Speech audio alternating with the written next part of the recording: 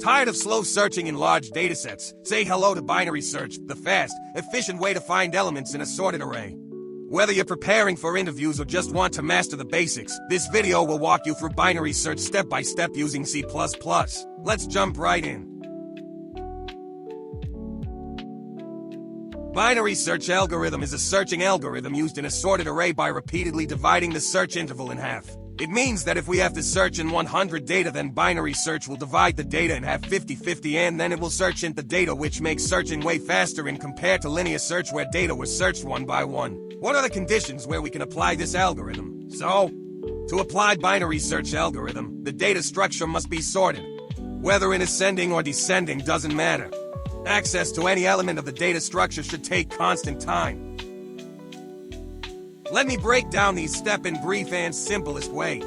Just listen carefully, you will understand, and I will show how all these steps will be implemented with visualization. Here's how binary search works, step by step, in the simplest way possible. First, take your sorted array and focus on the entire range. Now, find the middle element. That's your first checkpoint. Compare the middle value with the number you're searching for. If it's a match, great. You found your element. If not, don't panic. We just shrink the search space. If the key is smaller than the middle value, it must be on the left side. So, we ignore the right half completely. If the key is larger, we ignore the left half and focus on the right. We repeat this process, finding the middle, comparing, and narrowing down, until we either find the key or the search space becomes empty. It's fast, smart, and avoids checking every single element. That's the power of binary search. Let's understand how binary search works with a simple example.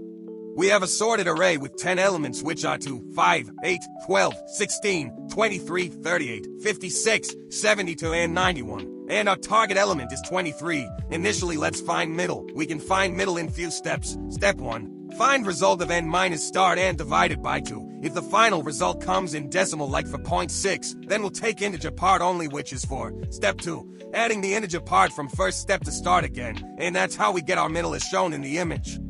Step 1. We have the middle index. The element at index 4 is 16. Is 16 equal to 23?